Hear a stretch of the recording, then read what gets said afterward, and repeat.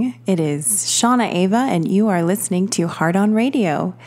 Welcome, everyone. I am really excited about my guest. I'm always excited about my guest. This one is especially exciting, though, and it's personal. I actually have my mom in the house. I got my mom in the house. So if you're hearing double, I have my mama here. So no big deal. She's actually the reason that I was raised in the metaphysics and open spiritually. I really credit to her. So Sheila Knies, thank you so much for being here tonight, aka Mom. Well, of course, thank you for inviting me. Please, you were begging me to be on the show. No, I'm just kidding. I was begging her. I really was. So let's take our few breaths and get grounded and centered. And then we'll dive right in because we have a really interesting topic tonight. So, and you're amazing at it. You're actually a little too amazing at it because you've done tons of readings for me and they're like beyond spot on, and it's almost information you don't want to know because you're like, what? But that being said, we'll do our few breaths and we'll get right into it.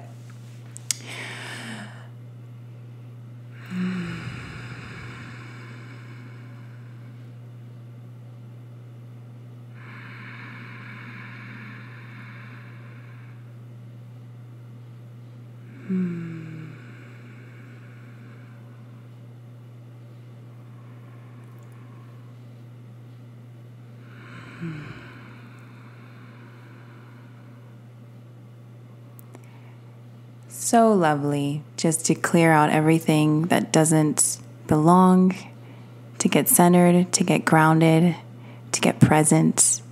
I notice that time goes by so quickly when you are constantly thinking about the next moment, the next thing you have to do, the next place you have to be, the next item to cross off your to-do list. It makes the time go by so fast. But when you breathe and when you get grounded and when you're centered and you're present, you can really enjoy a much longer day. That is something that I happened to observe recently and wanted to share. So that being said, aside from her being my mother, she has a resume that would make someone vomit. There's so much on it. I don't think she probably is missing items because you've been in this game, this spiritual game, on the metaphysical game before it was cool, before it was cutting edge. I think you are one of the first wavers. But how early would you say that all of this started with you? I mean, I want to hear a bit about your background. I know a bit about it, but I'm sure I'm going to discover more. But for the ladies and gentlemen listening at home, tell us a little bit about how this spirituality adventure started for you, and then how you became such a connoisseur. You're like a jack of all trades. You've studied a lot of different modalities. But I know that you started out as a nice Jewish girl from Long Island. So what happened there? Well, I'll tell you. First, what I'll do is go into a little bit about my background, and then I'll go into more of how I specifically got involved with handwriting analysis. Yes.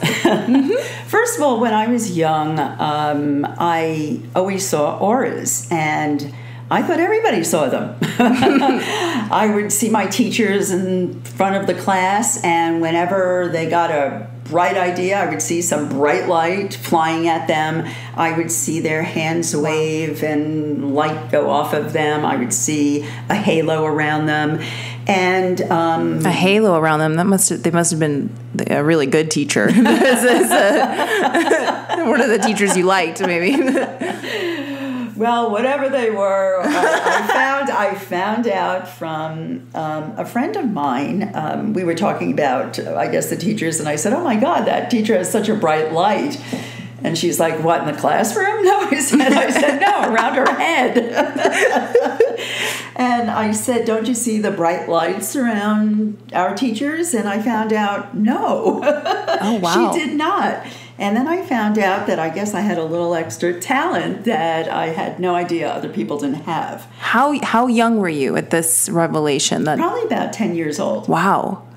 So it was just something you casually saw and you thought everyone did, so it wasn't even worth talking about. It's like saying, hey, look, the sky's blue. It's like, wow, you're a genius. Right. This guy is. So anyway, I guess I was always attracted to metaphysical information. If I went to a library, instead of getting a Nancy Drew book, which was popular in my day and age, I remember Nancy. I would want to read a book on numerology or tarot. Wow. You know, things of that nature. And basically what happened was, the short version actually is, I really wanted to learn more about metaphysics. But in the 70s, 80s, there really weren't a lot of places to go. You couldn't call up some new age school and say, hello, you know, I really want to take classes. Or pull up YouTube and just, right. They didn't have it. So what I ended up doing is I ended up putting together psychic fairs, and I ran them for 16 years in the New York area. Wow. And I was very fortunate. I had some fabulous psychics, people who are famous like... Well, John Edward, you know. From Crossing Over. No big deal crossing over with John Edward. Yeah, no, he's huge. You hired him, this was his first psychic job, so right, I'm using air quotes, but right. He was how old? He was 16. And it was actually funny because John was a very mature person at a very young age. One of my psychics said to me, you know what, there's a guy named John, he's really a great psychic. She said, I think he's 17, maybe 18. He's a little young, but I think you should, you know, try him out at my psychic fairs. And it was funny because he actually put me in his book, and in the book he said he didn't think he did such a good job. He wondered why I ever hired him. And actually, years later, I went to a function that he was in, and we got to talk, and I explained to him that what I used to do is I used to have psychics come to me before a psychic fair, new psychics who never worked for me before, and I would ask them to give me a 5-minute reading. In those 5 minutes, I would myself, I guess, psychically feel if people had talent. I also knew they were very nervous, so I did not expect a fabulous reading, but I did want to get a feel for who the person was and how he would handle questions from people. Anyway, I actually thought he had talent, and the way I did it is I would have new psychics who never worked for me before actually work that day, and I would tell people who came in who didn't know which psychic they wanted to speak to, I would actually say, well, you know, we have this new guy, John, and he's really excellent. However, if you do not like his reading, come back to me and I will give you to someone else because he's brand new. So please give me your opinion. Right. I remember the first day he worked for me was at Snug Harbor Cultural Center in Staten Island, New York. And he had 8 readings that day. And bottom line, every single person who went to him came back and said he was wonderful. So it was funny. He didn't think he did a good job with me, but the bottom line, he did. He was very impressive. And he actually, for many years, just did readings. He did not lecture at all. There was a person named Suzanne Northrup who worked for me who also very well known. She's very well known in the Northeast. Unbelievable psychic. And Suzanne used to lecture every time she worked at the fair. And after her lectures, she would go around the room and give messages from deceased relatives. I used to have to bring boxes of tissues every single psychic fair because she was so right on. People were crying. They were just emotionally hysterical. They couldn't believe she would be that specific. One day, John came to me and said, you know what? I think I can do that. And he was friendly with another psychic. And he said, can Shelley and I lecture and then go around the room and give readings? And I said, sure. So bottom line, he started lecturing. Unfortunately, Shelley passed away, so he ended up lecturing himself and doing that. He was seen by someone who ran a large organization and decided to promote him. And obviously, you know, he did really well. He's been on many TV shows. John's incredible. We love John, and he's so kind to have given us tickets, you know, in whenever he comes to town nearby or whatever, we get to see him. But I'm curious, at what point did you, because you had your own metaphysical talk show on cable TV. Was that before or after the psychic fairs, or during? During, okay. During. Now, you have to realize, we're talking about many years ago. We're talking in the early 1980s, really, when my fairs started. And at that point in time, cable TV was just starting. And I had...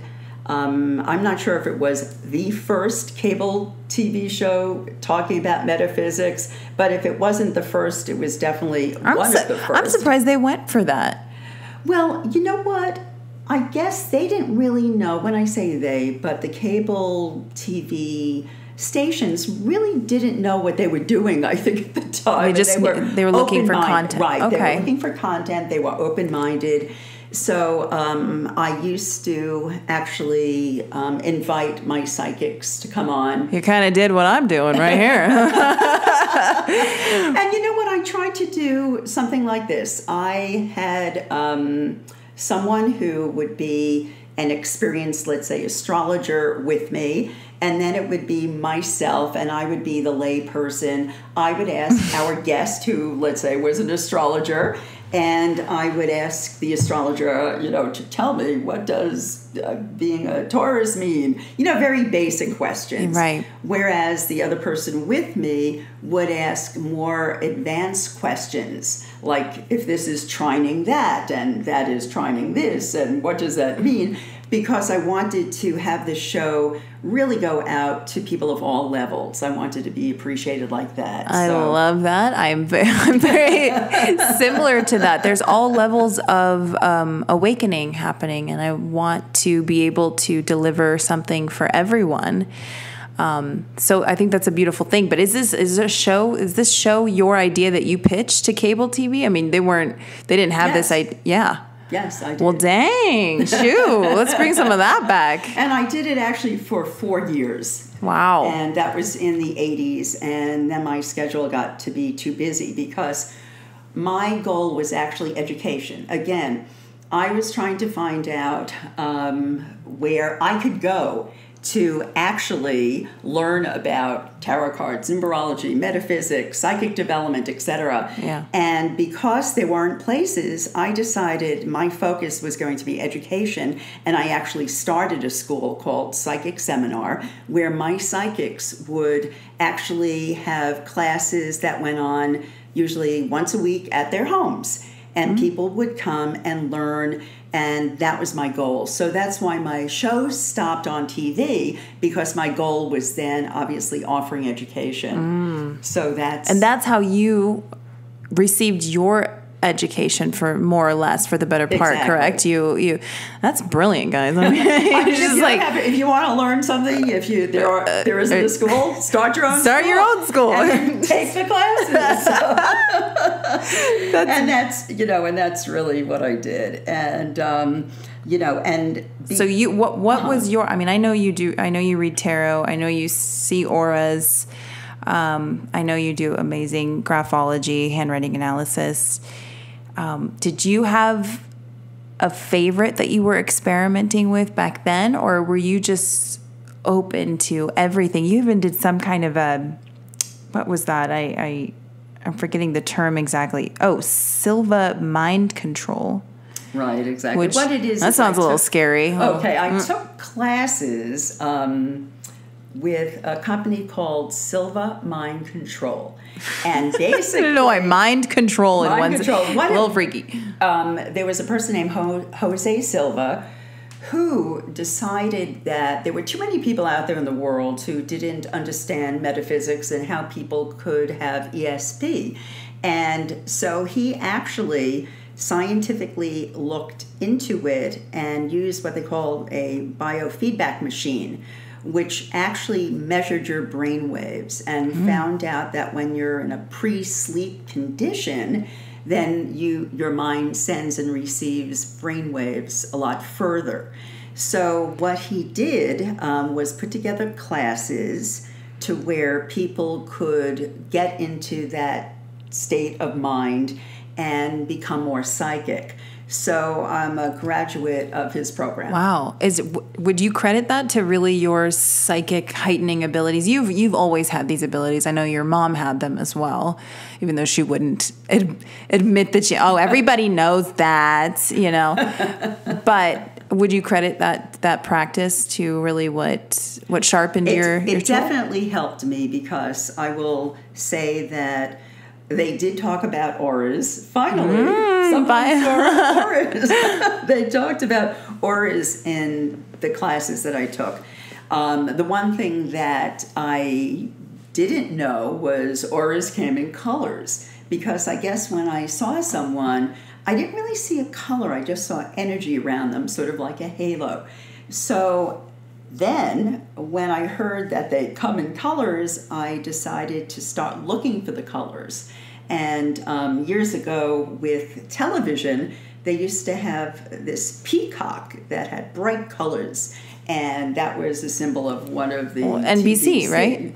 I think it was NBC. It could be NBC. I don't even remember, but I do remember the peacock. It had bright colors, so I thought I was supposed to be seeing bright red, bright yellow, etc. I didn't, but I started seeing pale colors around people. And so that definitely helped my abilities, because, again, it showed me a little bit more. Yeah. And I would say that state, that pre-falling asleep state, is personally where I go in meditation. That's what it feels like to me. That's the sensation it gives.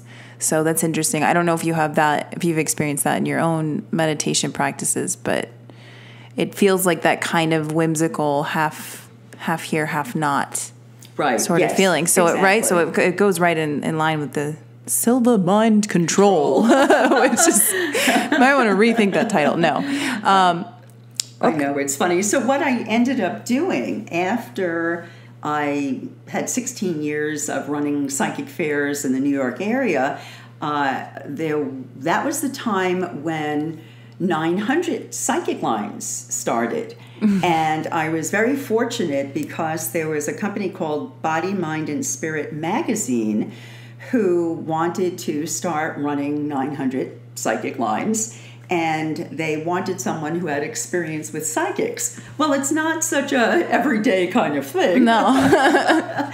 So they actually announced in many papers, we're looking for a psychic manager, someone who's done that before. Wow. And they were located in Rhode Island, and they flew down to meet me. At that time, I was living in Florida, hired me, and I ended up managing psychic lines. In fact, I guess that, unfortunately, psychic lines were coming and going at the time because they didn't really know much about them. So yeah, and then I think, once it caught on, there was the greed factor, and people went and started psychic lines in businesses with people that really weren't qualified to do that, and it gave it a bad name. But I know personally that, any call you were taking, they were getting a real psychic on the other end of the line. So it was, right, exactly. So in other words, I went on into working for, basically the American Psychic Network, Psychic Discovery Network, Crystal Psychics, 1-800-PREDICT, things Call like me that. now for your free reading. Exactly. But anyway, yes. Yeah, so I want to talk handwriting, because like I said, people, she's got a lot on her. She's done a lot. We're not even touching on Pan Am, which she worked for, and I know you would purposefully look for auras before getting on a flight, yes, to ensure that you would arrive safely. Right, exactly. For people out there who are familiar with Edgar Cayce, he mentioned that before people die, their aura leaves them. Wow. So I worked for Pan Am while I was running these psychic fairs, And when people came on board, the first thing I did was look for their aura. And then I stayed on the plane. And fortunately, I always saw auras, so that was good. I don't even know what I would have done if I didn't see auras. I didn't know if I would have ran out of the plane. Yeah. But bottom line, it made me comfortable seeing that. That's so cool. Well, so the handwriting analysis, you studied, that was something that you were curious about at a young age, it sounds like, because you noticed that there was so much personality in each handwriting. It was very different. There were a lot of embellishments and flourishments, and I guess that curiosity then led you to your teacher, Connie Coleman. So tell us a little bit about that. So how did all of the handwriting analysis start for you, and where are you now with that? Okay. Well, first of all, I was around age 10 when I was in a grocery store online. Of course, we're talking about New York. There were always lines in grocery stores, as in many places are. And I guess nowadays people may be looking at People magazine, or picking up a copy of that, or the National Enquirer. I don't know, is that still I don't know. going? But anyway, in those days they used to have what they call little Dell books, Dell, and they were small little booklets that were by the cash register. So when you're bored, people would pick that up and flip through. And I saw one that was on handwriting analysis. And I started reading a page or two, and I said, wow, this is so interesting. So I actually bought the book. And from there, I bought another book and another book and another book. The book was probably like a nickel back then. It probably was. It was probably about a nickel. So I read book after book after book. And then I was really passionate about doing handwritings. And so I would look at my friends' handwriting and say, oh, my God, look at this. And they were fascinated because a lot of times I would pick up things that they knew that I didn't know. And so it got to be a situation, actually. I remember one Christmas where a lot of my friends said, I'm not signing anything on your Christmas card because I'm afraid you're going to see something in there. Wow.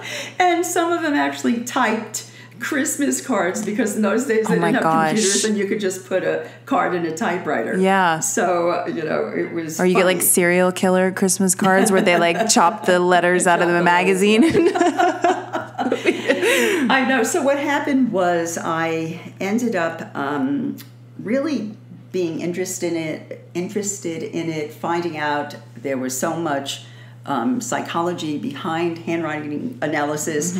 And then in the 70s, I was really fortunate. I was living in Dallas, Texas at the time, and there was a person named Connie Coleman Gilmore who was considered the #1 graphologist in the United States. Wow. She had moved from Canton, Ohio to Dallas, Texas because she was so famous in Canton that she said that she had no privacy. She would go out to a restaurant and people would say, Connie, can you do my handwriting? Wow.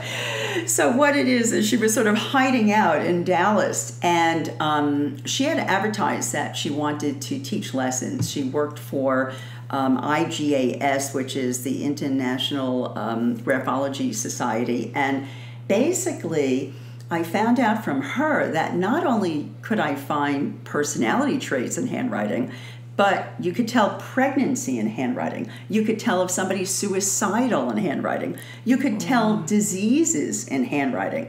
So from that really opened up another can of worms, you might say. Yeah. And basically, I was collecting handwriting. Everybody I saw, trying to find out if they had any disease, anything, and then I started, learning from that. Wow. And found out that when I did handwriting analysis, it sort of talked to me.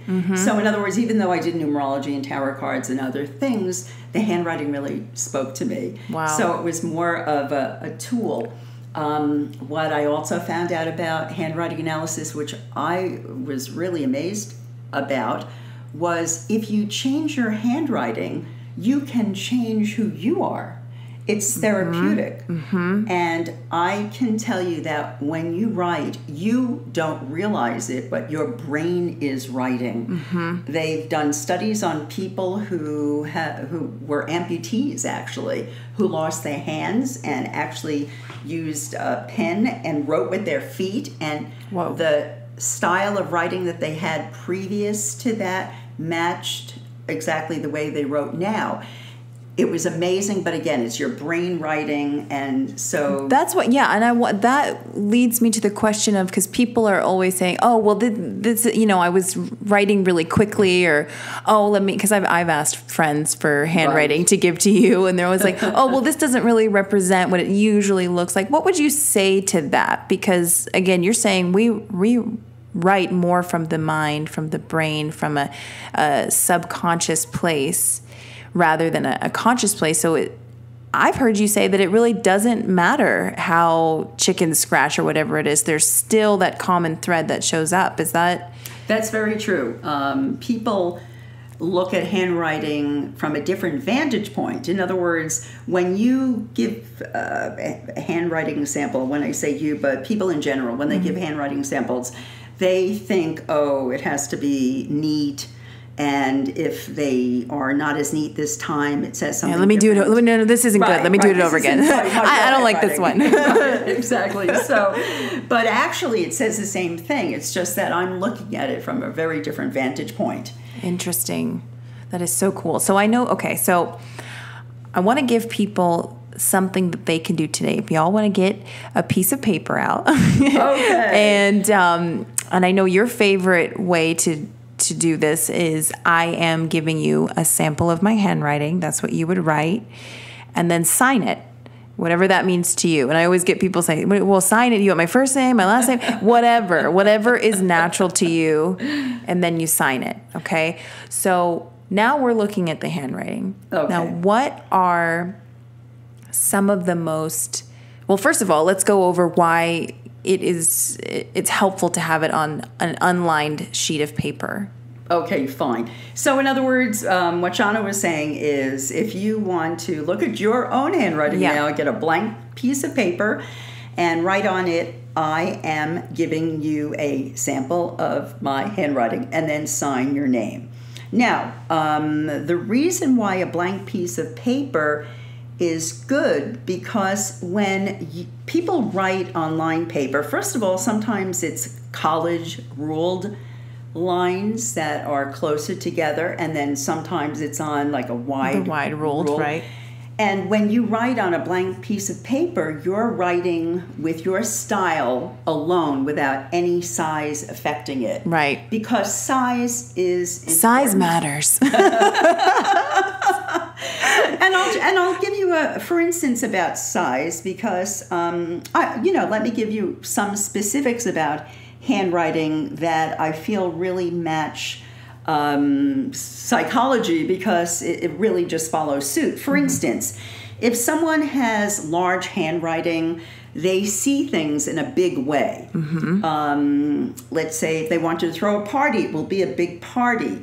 They are usually gregarious. They do things, again, big. They'll have 50 platters of food there. Many actors and actresses, because they have big personalities, usually have large writing. Yeah, I'm sorry to cut you off, but would you also say that larger handwriting equals a stronger level of communication or a desire to communicate? Does that tie in at all, or not so much with the size? Well, you know what? With handwriting, many times there are different traits that you can see in various places in the handwriting. So I would look at a few different things before I would really give an analysis of something.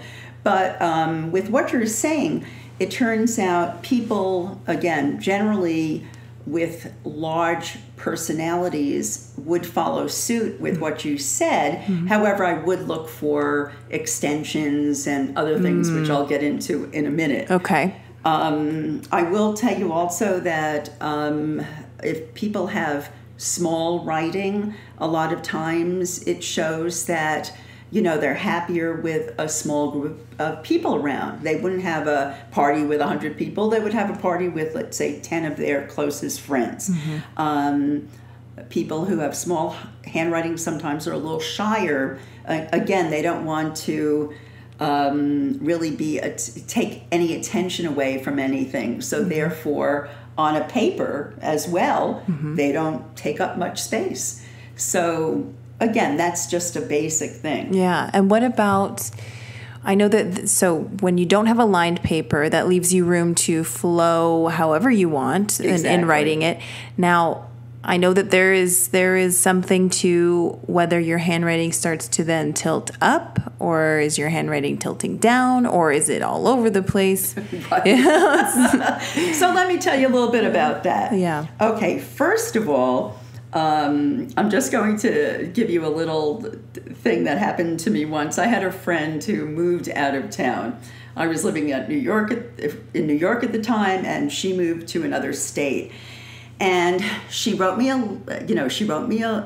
note, and the note was where basically her handwriting started in the upper left-hand corner and kept on angling down, down, down. And that shows depression. But what was she saying? Well, Sheila, I'm having such a wonderful time. Now, you have to realize she was lying through the whole thing. So she tells me how much of a great time she's having, how much she loves her new boyfriend, how much everything's marvelous and wonderful. And it was going down, down, down. Wow. Whenever you start with your handwriting on the upside going down, that means, unfortunately, you are depressed. Things are going downhill. So I wrote her back. And I said, listen, this is me. You know I analyze handwritings. And I see you're absolutely miserable, so tell me the truth. And she called me up and she told me I was absolutely right. She was trying so hard. She made a mistake. She moved in with some guy.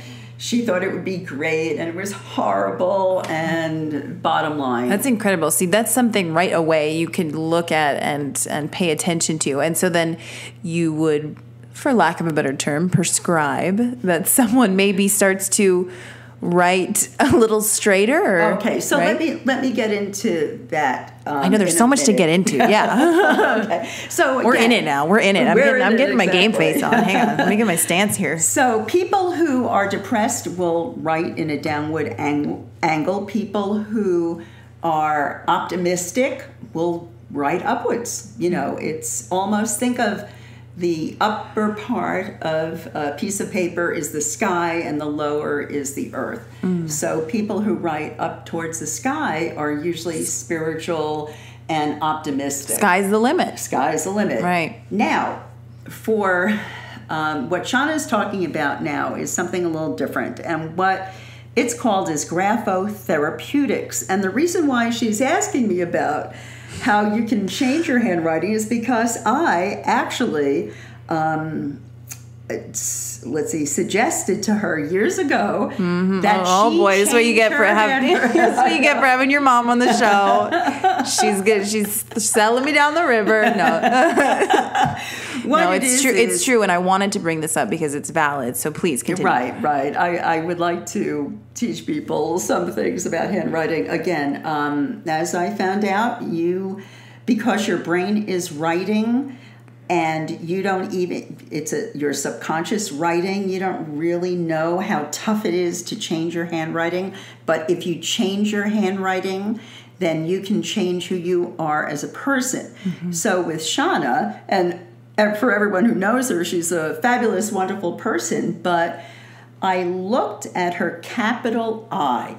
Now, you have to realize that the capital I is such an important part of your handwriting because that's who you are. That's what you think about yourself.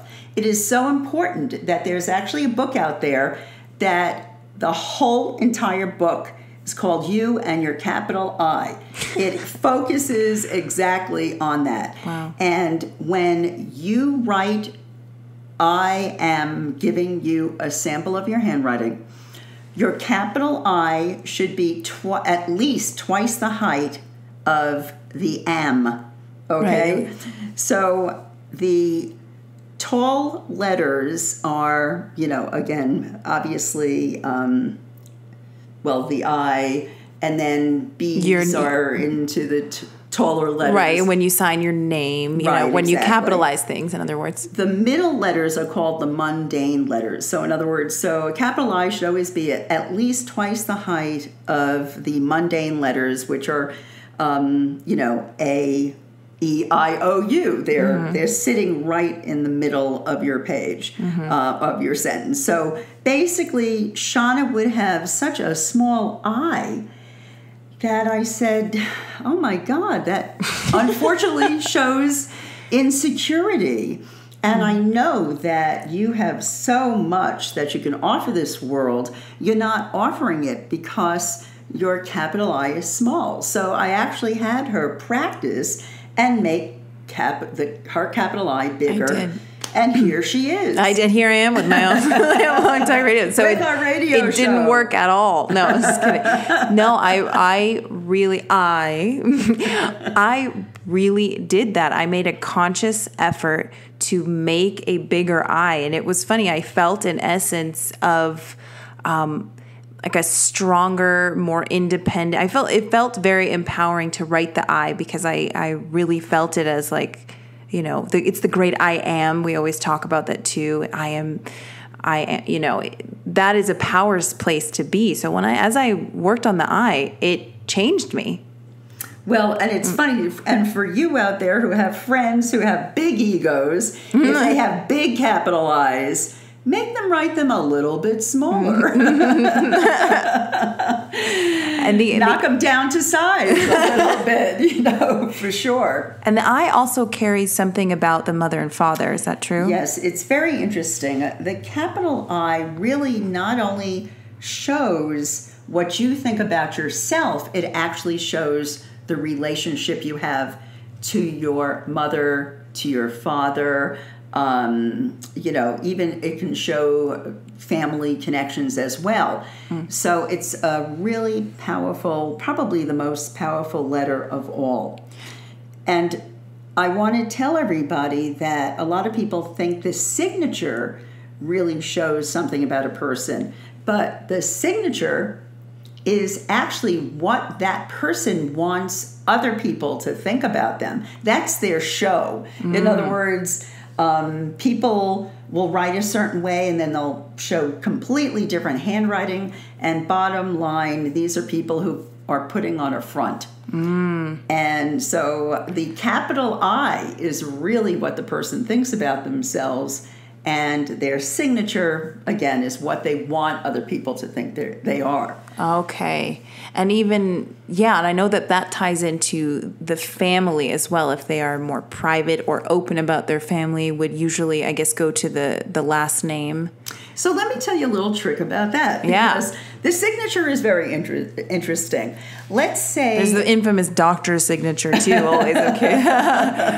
Which is scribble. Which is scribble, right? Yeah. Okay. I will tell you this. If a female is not married and she writes her name, her last name is her connection to the family and what she thinks of the family. Her first name is about herself.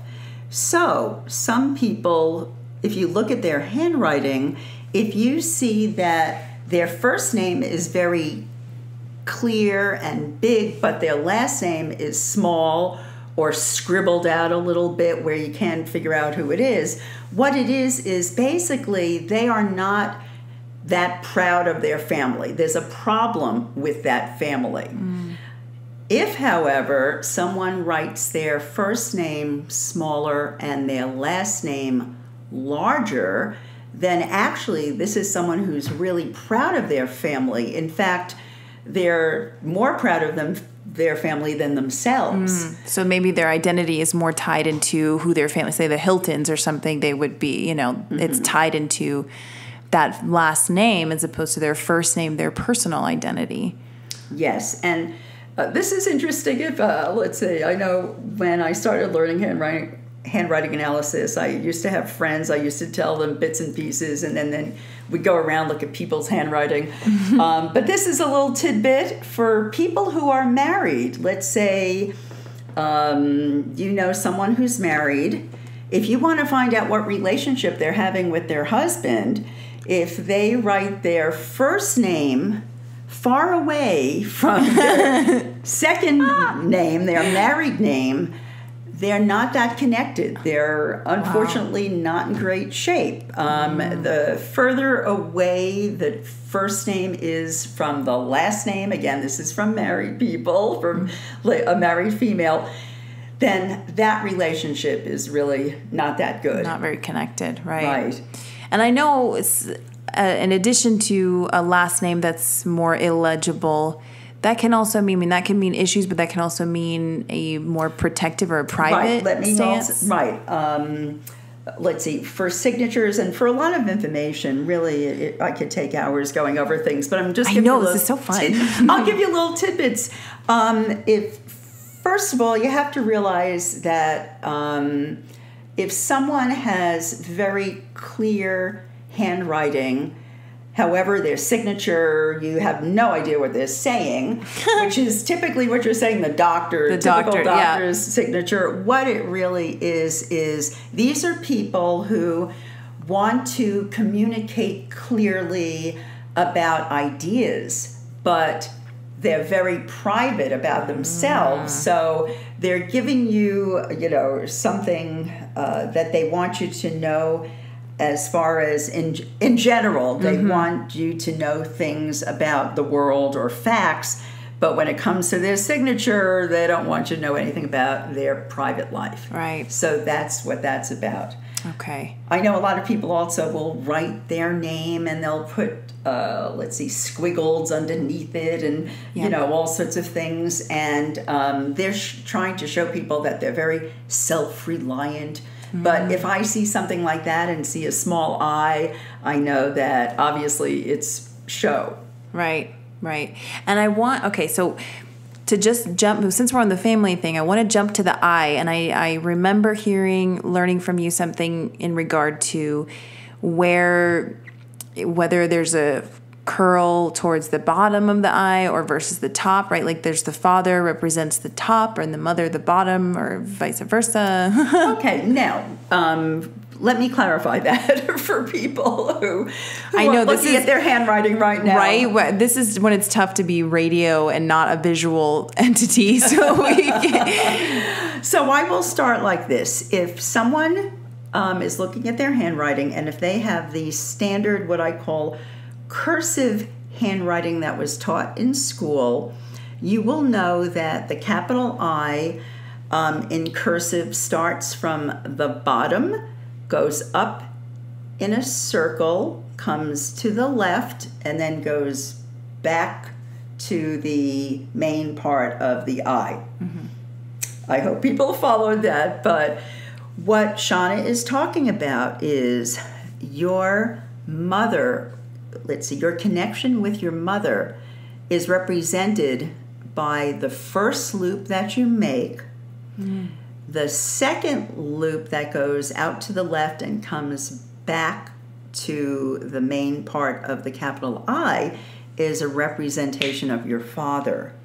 Now, if your parents really were very well connected, then actually both of your loops would be about even. It would show equal mother influence and equal father influence. If there's a connection on the main part of the I, again, that shows a nice connection. However, if there is a situation where the first loop is really big and the other, loop to the left basically doesn't have even a loop on it or whatever, it shows more mother influence than father influence.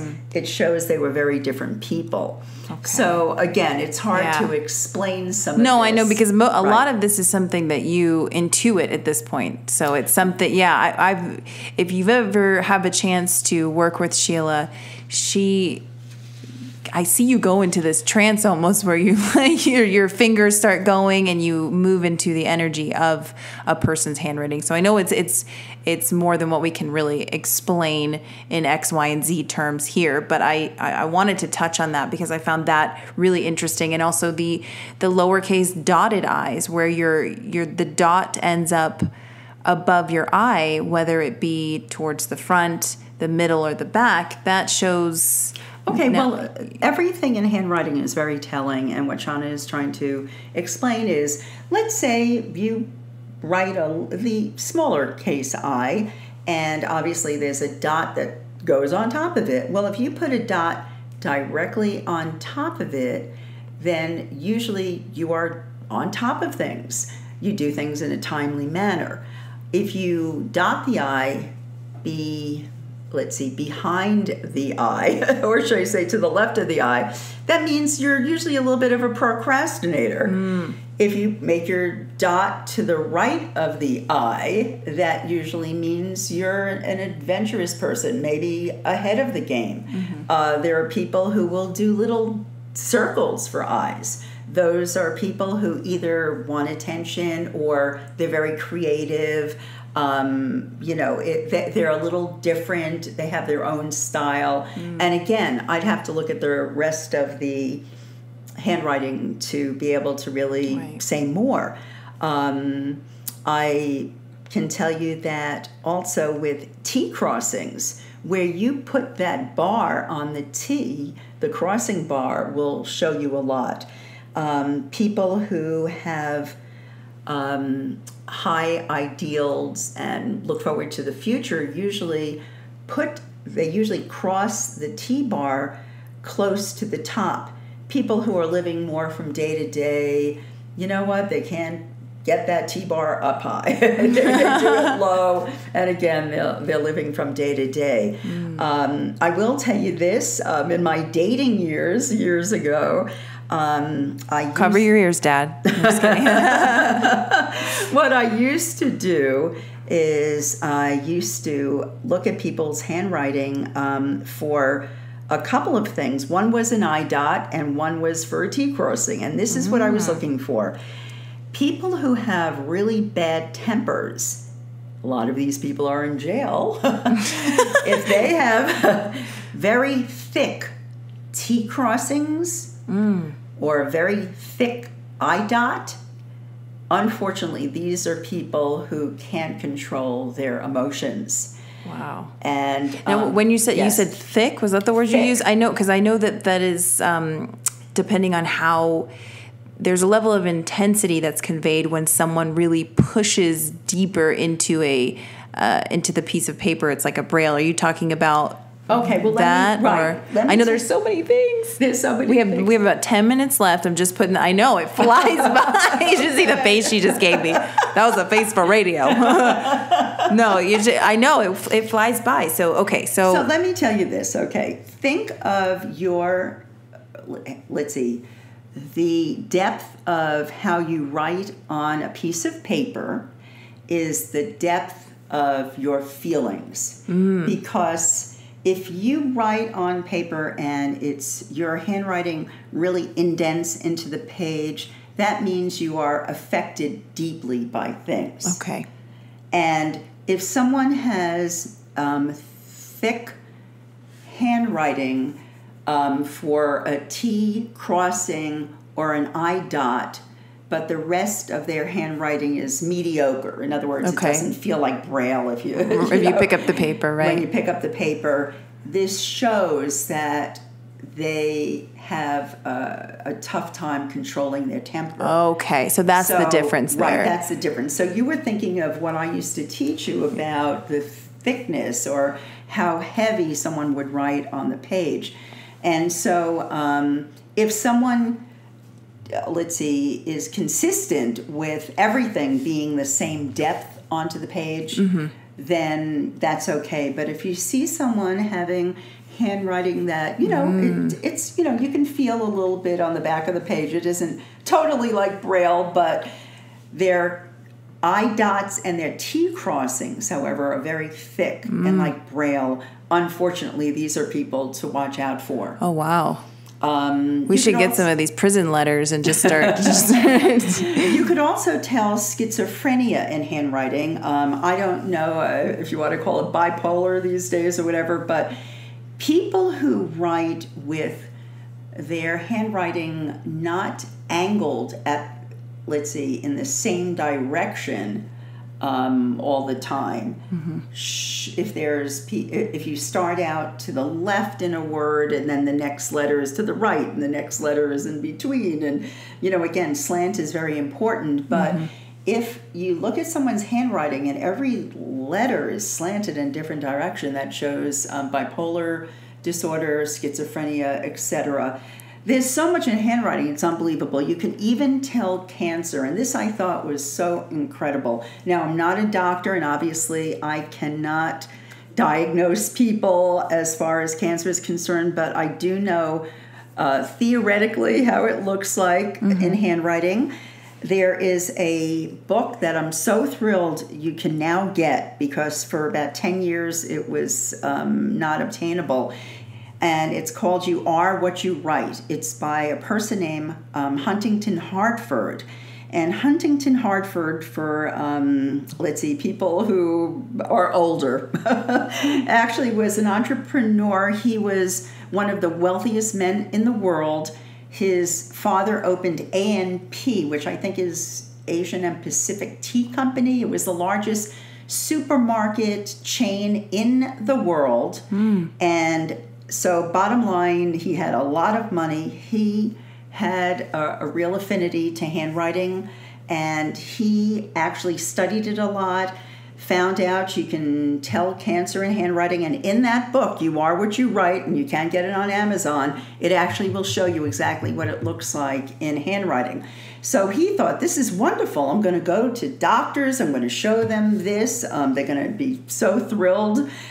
People will be thrilled. They don't have to get any horrible tests. We just look at their handwriting, and that's painless. And, we can tell, there's a problem there. But he went to doctors, and they weren't interested in that information. They're doctors. First of all, they think this is a pseudoscience, number one. But number two, of course, they lose money.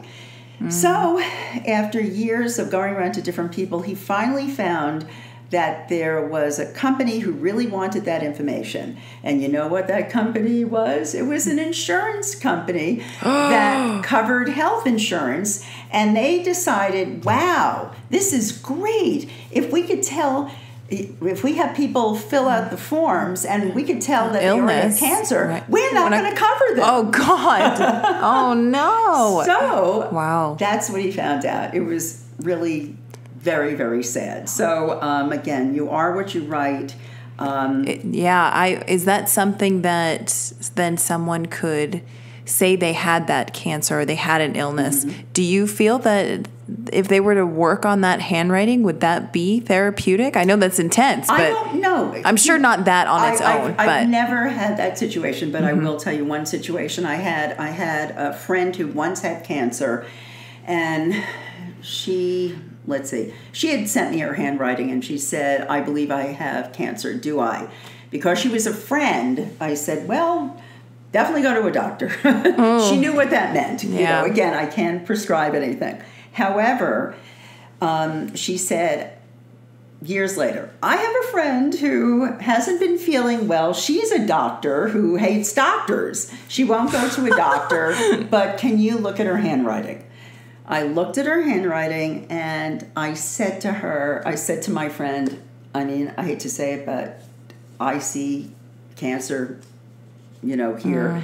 And so I told her to tell her friend, the doctor, to go to a doctor. And her friend found out she had 3 types of cancer. Oh, my gosh. But she was very lucky because it was caught in time. And boom, so. That's a great note, because the beauty is it sounds like you can see signs of it before it's even really fully manifested in you. So maybe that's a way that someone can be proactive. If there are signs of So if there are signs of it, hey, it may not be there yet, but let's do something to energetically shift things here and make sure that. Exactly. Yeah. And I just want to My gosh, the time just flies. But I want to mention something else too, because this is something that I worked on personally, was numbers. Okay. When writing numbers, I remember being proactive in changing. You can do like a really harsh 2, you know what I'm saying? You do like the curl and then a line.